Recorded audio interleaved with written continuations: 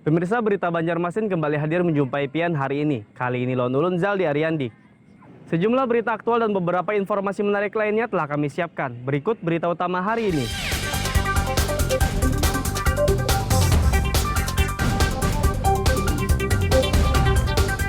Meluapnya sungai dan hujan lebat mengakibatkan sejumlah desa di Kabupaten Banjar kebanjiran.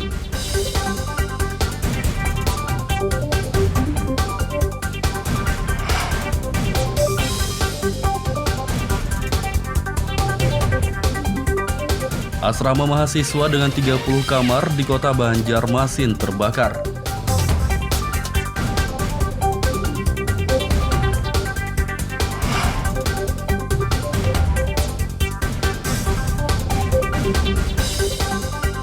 Ibu muda aniaya anak tiri hingga tewas divonis 13 tahun penjara.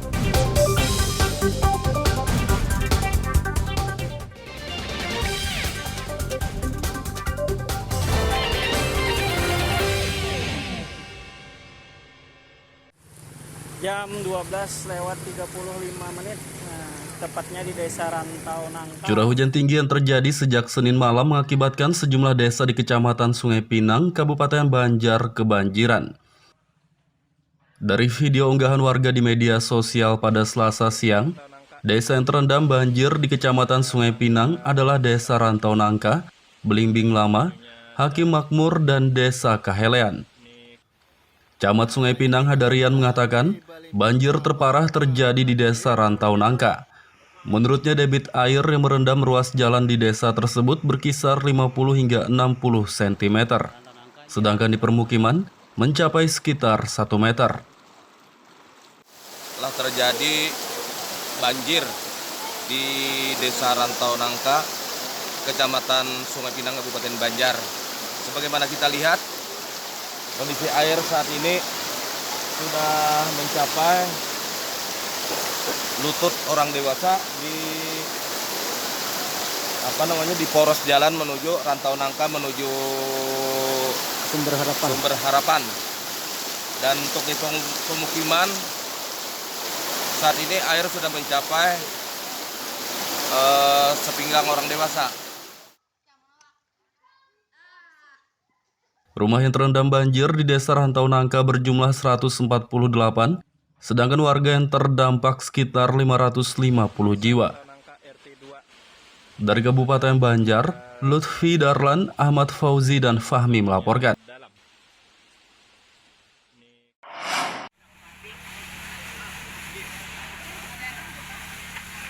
Kobaran api disertai asap pekat membumbung tinggi di kawasan Brigjen Hasan Basri, Kompleks Kindaung Permai, Kelurahan Pangeran, Banjarmasin Barat pada Selasa pagi.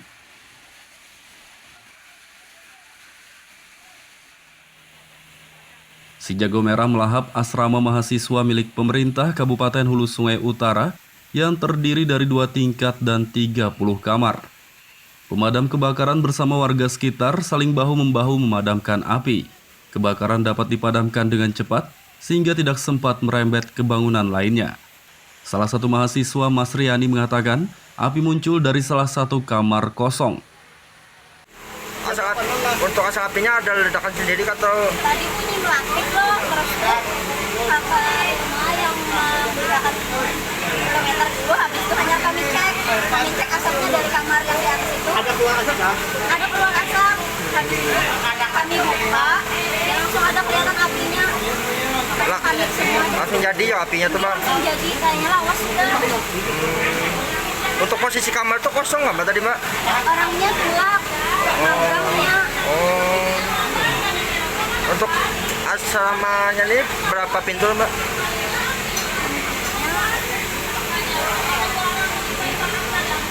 Untuk keseluruhannya? Pokoknya 30 pintu lah.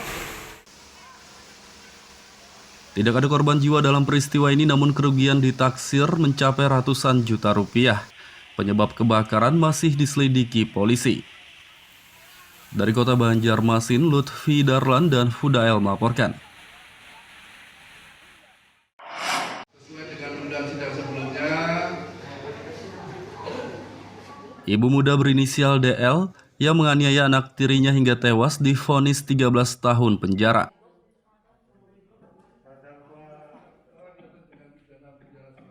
Vonis tersebut dijatuhkan majelis hakim dalam sidang putusan di Pengadilan Negeri Banjarmasin akhir pekan lalu. Hakim Ketua Aris Bawono Langgeng menyatakan, terdakwa terbukti bersalah karena telah melakukan penganiayaan kepada anak sambungnya hingga mengakibatkan kematian. Vonis 13 tahun yang dijatuhkan majelis hakim lebih ringan dari tuntutan. Sebelumnya terdakwa dituntut 15 tahun oleh jaksa penuntut umum. Tuntutan kami sebelumnya 15 tahun penjara, divonis 13 tahun penjara. Artinya ini kami masih pikir-pikir karena dari pihak penasihat hukum terdakwa juga pikir-pikir. Jadi kami menunggu 7 hari dari sekarang untuk menentukan sikap. Sebenarnya kalau itu kan apa maksudnya sedikit aja selisihnya dari tuntutan. Siap. Ya makanya tadi saya sempat bertanya juga kepada keluarga korban. Pada intinya mereka cukup puas dengan putusan ini, gitu kan. Cuman yaitu karena dari pihak terdakwa belum menentukan sikap, maka juga untuk langkah antisipasi kami juga belum menentukan sikap untuk menerima laporan. Nenek korban Normawati mengaku tidak rela terdakwa divonis 13 tahun penjara. Ia berharap terdakwa dihukum mati atau seumur hidup. Jangan sengaja membunuh apa? Tidak sengaja, dia coba hanya berelang lawan kuitannya. Kepalanya dihampas-hampaskan di kamar mandi. Ada. Kemudian patah kepala, apa kada mengakuinya. Ada mengobati, Keluar apa? dari rumahnya itu dalam keadaan kada bernyawa. Barang bukti kedadak, pastilah orang ini habis mati Orang ada mayat. Sudah semua dihapus, semua barang bukti di rumahnya. Apa mendengar rumahnya Kami kada dibersih? rela dunia akhirat, kada rela. Ada rela kami. Kada puas pula. Ada puas kami Kada puas. Kalau perlu dihukum seumur hidup. Terdakwa terbukti bersalah dan meyakinkan melanggar pasal 80 ayat 3 Undang-Undang Nomor 35 Tahun 2014 tentang perlindungan anak. Selain divonis 13 tahun penjara, terdakwa juga didenda 500 juta rupiah subsidiar 6 bulan kurungan penjara. Dari Kota Banjarmasin, Lutfi Darlan dan Hafiz Arrahman melaporkan.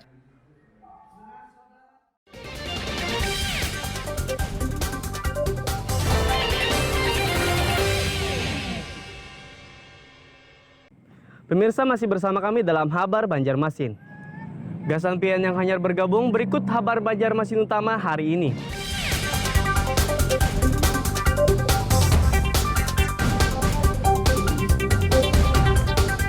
Meluapnya sungai dan hujan lebat mengakibatkan sejumlah desa di Kabupaten Banjar kebanjiran.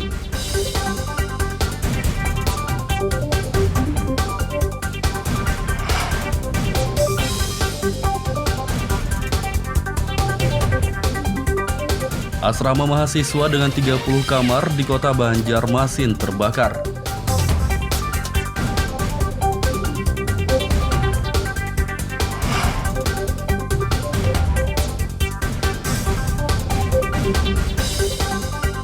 Ibu muda aniaya anak tiri hingga tewas divonis 13 tahun penjara.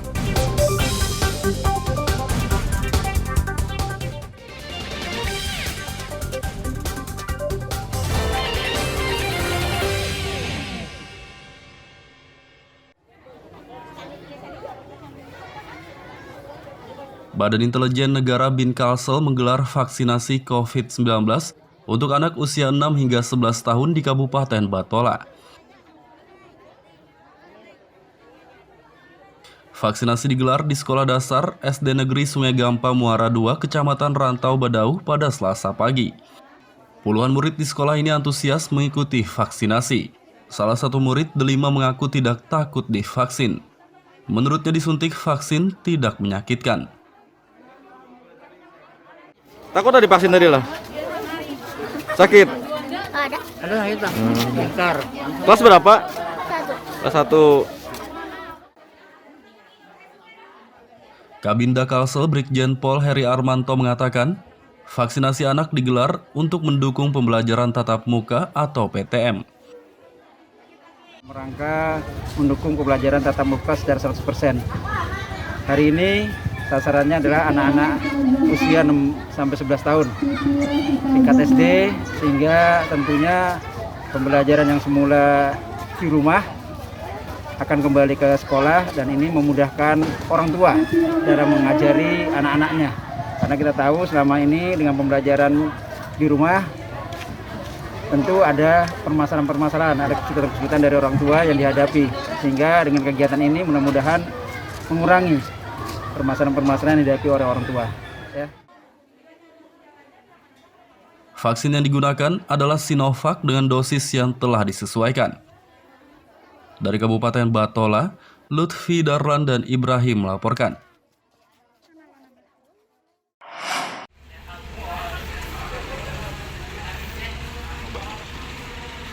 Ribuan paket sembako untuk warga lanjut usia lansia di Kota Banjarmasin telah disiapkan oleh pemerintah setempat.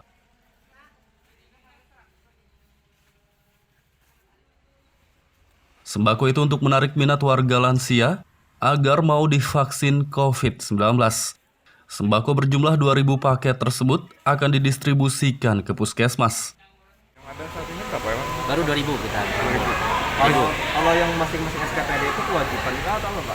Nggak ada kewajiban. Jadi masing-masing SKPD itu silakan itu mau nyumbang Duit atau langsung bentuk sembako? bentuk sembako. Bentuk sembako aja. Sembako nanti kita bagikan dengan nominal minimal satu paket itu minimal maksimal 100.000. Maksimal 100.000. Untuk satu paketnya. Jadi untuk yang ada saat ini yang dari Bangkasa. Dari Bangkasa. Yang ada dan OJK. Nah, jadi tidak dibatasi berapa paket tiap SKPD kan. Tapi paling tidak kalau bisa yang maksimal 100.000 lah. Supaya lebih patut lah dikasihnya. Pembagian sembako Pak di mana? Di puskesmas atau di? Nah, itu ada di puskesmas. Ada juga nanti yang mobile misalnya rumah-rumah nih. Ya kan rumah-rumah antara Satgas Satgas vaksin di tingkat kelurahan dengan nakes. Nanti ada rumah-rumah sekalian bawa paket sembakonya. Capaian vaksinasi lansia di Kota Banjarmasin masih berada di angka 44,21%. Dari Kota Banjarmasin, Lutfi Darlan dan Fudael melaporkan.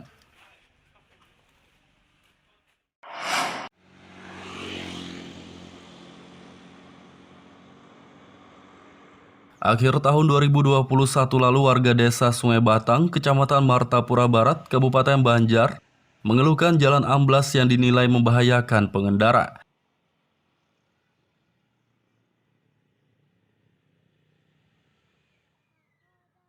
Jalan lintas provinsi yang berada di bantaran Sungai Martapura itu amblas sejak 5 bulan lalu, namun belum juga ada perbaikan. Menanggapi keluhan warga, Kepala Bidang Bina Marga PUPR Kalsel Yasin menjelaskan, pihaknya akan melakukan perawatan rutin jalan tersebut di tahun ini. Insya Allah untuk sementara di tahun ini kita coba akan melakukan pemeliharaan rutin saja di tempat situ dengan memancang curucuk-curucuk garam untuk sifatnya sementara. Mudah-mudahan di tahun 2023 kita dari hasil nanti perencanaan itu nanti keluar angka, nanti kita usulkan di tahun 2023 sehingga mudah-mudahan di 2023 bisa tertangani untuk longsoran di daerah ruas Banjarmasin Martapura. Untuk kondisi saat ini Pak gimana Pak penanganannya Pak? Untuk kondisi saat ini kita pasang polis lain di sana sehingga menghindari terjadinya kecelakaan di sana karena itu sangat mepet sekali dengan jalan. Yasin menambahkan, pihaknya juga bakal membangun siring penahan untuk mencegah amblasnya jalan lintas provinsi tersebut. Pembangunan siring penahan tersebut akan dianggarkan pada tahun 2023 mendatang. Dari Kabupaten Banjar, Lutfi Darlan dan Fahmi melaporkan.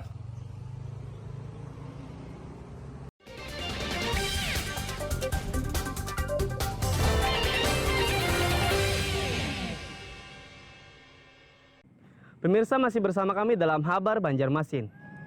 Gasan pian yang hanyar bergabung, berikut Habar Banjarmasin utama hari ini.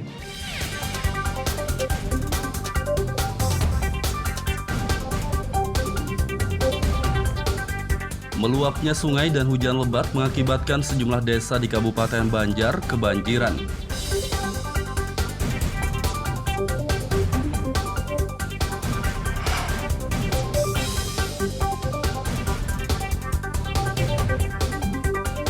Asrama mahasiswa dengan 30 kamar di Kota Banjarmasin terbakar.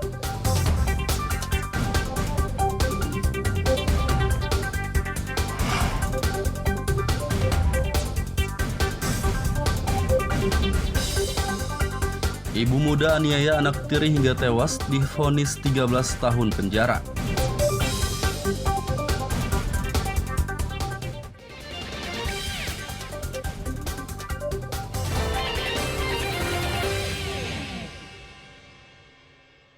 Seberang masjid, Dewa, meskipun Banjarmasin Tengah juga, tapi bukan kewenangan kami. Dewan Perwakilan Rakyat Daerah DPRD Kota Banjarmasin bersama pemerintah setempat Senin pagi menggelar rapat pembahasan revisi Perda Damkar.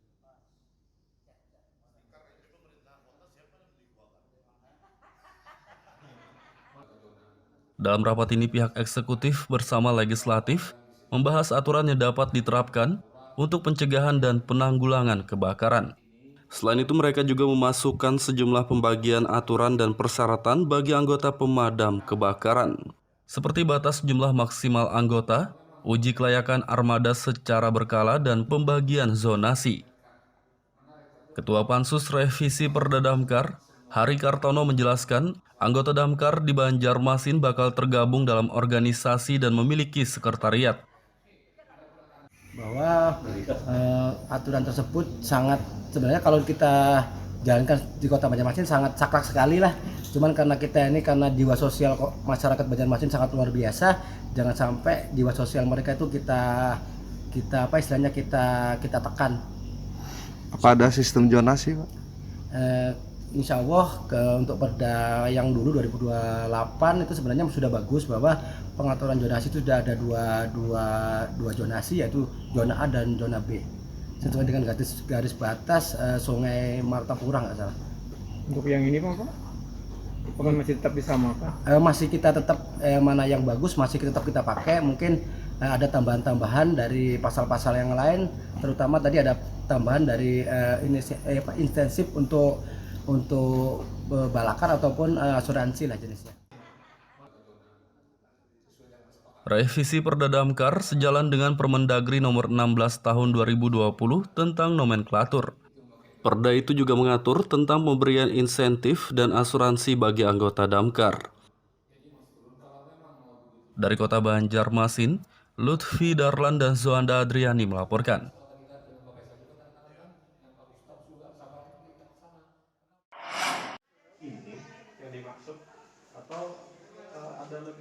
Selain menggelar rapat pembahasan revisi Perda Damkar, DPRD Kota Banjarmasin juga membahas Raperda Disabilitas.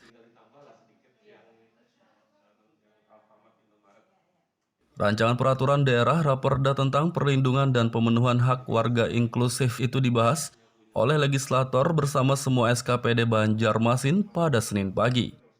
Ketua Pansus Raperda Disabilitas Nur Latifah mengatakan, pembahasan Raperda Disabilitas kini mencapai 70%. Pemenuhan hak-hak penyandang disabilitas ini, baik itu terkait dengan transportasi yang layak, akomodasi yang layak, kemudian juga hak politik penyandang disabilitas, kemudian terkait dengan pemberian penempatan kerja, pelatihan kerja, kemudian juga terkait dengan kesehatan, pendidikan, ya di segala sesuatunya, baik itu sarana dan prasarananya, akomodasi dan transportasinya harus disesuaikan dengan penyandang disabilitas, kemudian yang harus ramah disabilitas.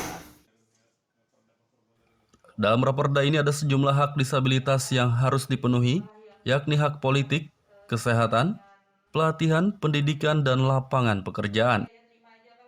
Dari Kota Banjarmasin, Lutfi Darlan dan Zoanda Adriani melaporkan.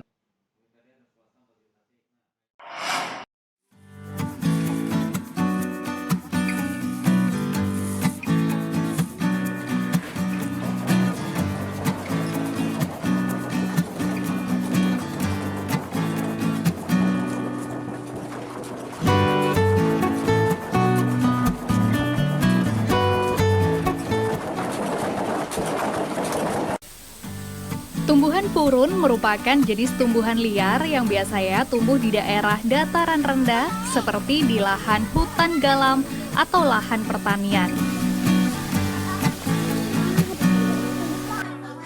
tumbuhan ini biasanya digunakan untuk membuat berbagai macam kerajinan anyaman seperti bakul, tikar, topi, tas, dan berbagai macam kerajinan lainnya. Kerajinan anyaman purun biasanya ditekuni oleh kaum ibu-ibu petani seperti di Kabupaten Batola ini. Penganyaman tumbuhan purun menjadi kerajinan merupakan kegiatan yang biasa mereka lakukan sehari-hari di sela waktu mereka bertani.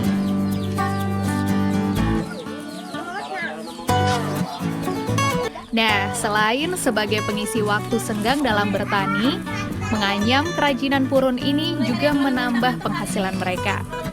Untuk membuat kerajinan anyaman purun terlebih dahulu dijemur hingga kering dan layu, sehingga tidak mengandung kadar air lagi di dalamnya. Kemudian purun dipilah sesuai ukuran, baik besar dan panjangnya yang berbeda-beda. Setelah dipilih, purun selanjutnya diikat. Kemudian ditumbuk menggunakan mesin tumbuk atau bisa juga secara manual dengan menggunakan kayu.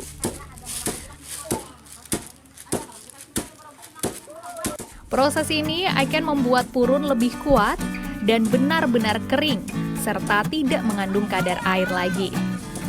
Sementara untuk menganyam kerajinan purun, para pengrajin menyatukan beberapa helai purun dengan pola-pola anyaman dan terus disambung hingga kerajinan selesai. Biasanya purun dibuat menjadi topi, tas, dompet, karpet tradisional, dan yang lain.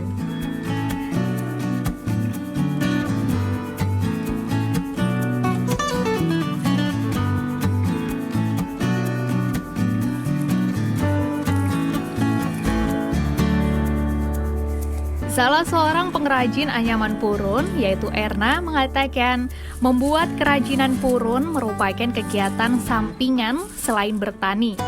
Dengan menganyam purun, dia mendapatkan tambahan penghasilan untuk kebutuhan sehari-hari keluarganya. Kalau selain membuat tikar ini apa biasanya? Itu rumah petani kita habis tanam ini sampingannya lagi.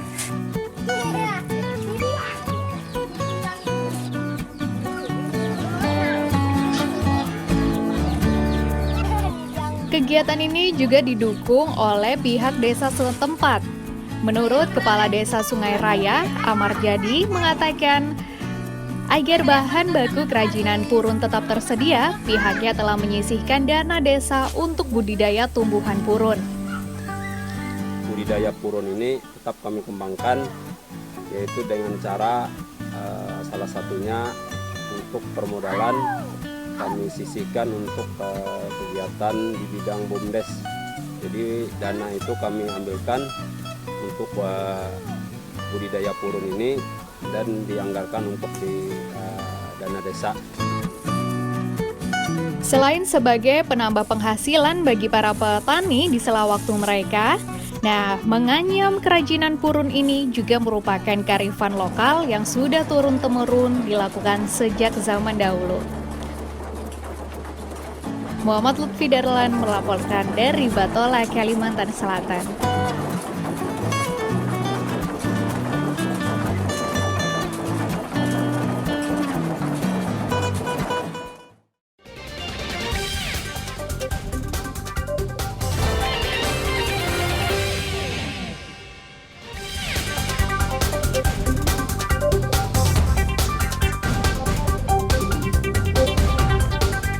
Meluapnya sungai dan hujan lebat mengakibatkan sejumlah desa di Kabupaten Banjar kebanjiran.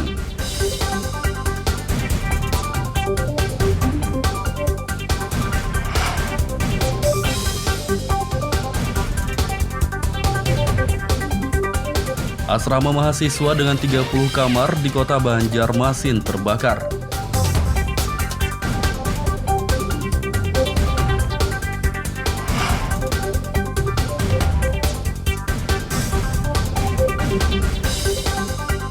Ibu muda aniaya anak tiri hingga tewas divonis 13 tahun penjara.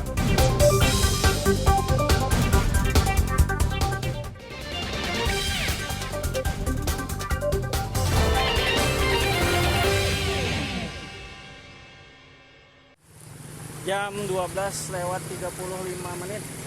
tepatnya di Desa Rantau Nangka. Curah hujan tinggi yang terjadi sejak Senin malam mengakibatkan sejumlah desa di Kecamatan Sungai Pinang, Kabupaten Banjar kebanjiran. Dari video unggahan warga di media sosial pada Selasa siang, desa yang terendam banjir di Kecamatan Sungai Pinang adalah Desa Rantau Nangka, Belimbing Lama, Hakim Makmur, dan Desa Kahelean. Camat Sungai Pinang Hadarian mengatakan, banjir terparah terjadi di Desa Rantau Nangka. Menurutnya debit air yang merendam ruas jalan di desa tersebut berkisar 50 hingga 60 cm. Sedangkan di permukiman mencapai sekitar 1 meter. Telah terjadi banjir di Desa Rantau Nangka, Kecamatan Sungai Pinang, Kabupaten Banjar. Sebagaimana kita lihat, kondisi air saat ini sudah mencapai lutut orang dewasa di poros jalan menuju Rantau Nangka menuju Sumber Harapan. Dan untuk di pemukiman saat ini air sudah mencapai sepinggang orang dewasa. Rumah yang terendam banjir di Desa Rantau Nangka berjumlah 148, sedangkan warga yang terdampak sekitar 550 jiwa. Dari Kabupaten Banjar, Lutfi Darlan, Ahmad Fauzi, dan Fahmi melaporkan.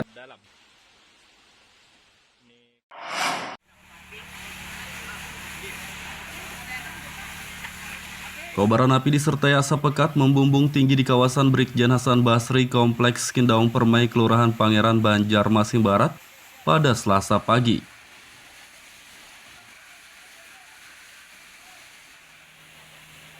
Si jago merah melahap asrama mahasiswa milik pemerintah Kabupaten Hulu Sungai Utara yang terdiri dari 2 tingkat dan 30 kamar. Pemadam kebakaran bersama warga sekitar saling bahu-membahu memadamkan api. Kebakaran dapat dipadamkan dengan cepat sehingga tidak sempat merembet ke bangunan lainnya. Salah satu mahasiswa, Mas Riani, mengatakan api muncul dari salah satu kamar kosong. Untuk asap apinya ada ledakan sendiri atau? Tadi bunyi melantik loh, terus sampai rumah yang menggunakan kilometer 2, habis itu hanya kami cek asapnya dari kamar yang di atas itu. Ada keluar asap kan? Ada keluar asap. Kami buka, ya langsung ada kelihatan apinya. Panik semua. Langsung jadi ya apinya tuh, Mbak? Langsung jadi, kayaknya lawas sudah. Untuk posisi kamar itu kosong nggak, Mbak, tadi, Mbak? Orangnya gelap, orangnya. Oh. Untuk asramanya ini berapa pintu, Mbak?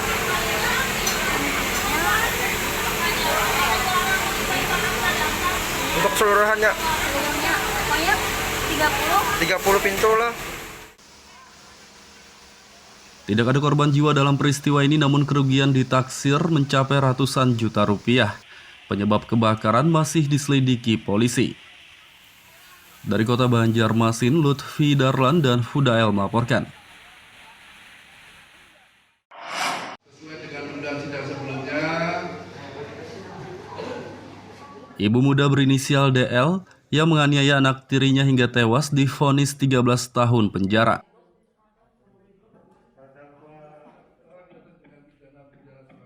Vonis tersebut dijatuhkan majelis hakim dalam sidang putusan di Pengadilan Negeri Banjarmasin akhir pekan lalu. Hakim Ketua Aris Bawono Langgeng menyatakan terdakwa terbukti bersalah karena telah melakukan penganiayaan kepada anak sambungnya hingga mengakibatkan kematian. Vonis 13 tahun yang dijatuhkan majelis hakim lebih ringan dari tuntutan. Sebelumnya terdakwa dituntut 15 tahun oleh jaksa penuntut umum. Tuntutan kami sebelumnya 15 tahun penjara, divonis 13 tahun penjara.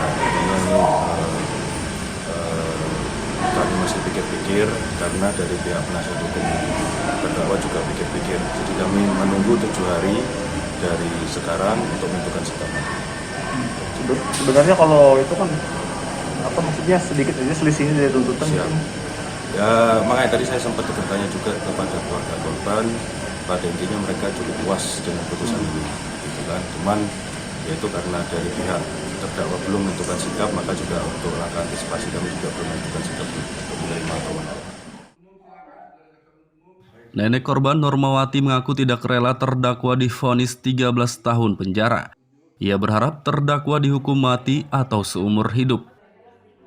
Jangan sengaja membunuh apa? Kita sengaja, itu hanya berelang lawan kuitannya. Kepalanya dirampas-rampaskan di kamar mandi. Ada kan, kemudian patah kepala, apa kada mengakuinya. Keluar dari rumahnya sudah dalam keadaan kada bernyawa. Barang bukti kada ada, pastilah orang ini habis orang ada mayat. Sudah semua dihapus, semua barang bukti di rumahnya. Apa mendengar rumahnya dibersih? Kada rela dunia akhirat, kada rela kami. Kada puas pula. Kada puas kami kada puas. Kalau perlu dihukum seumur hidup.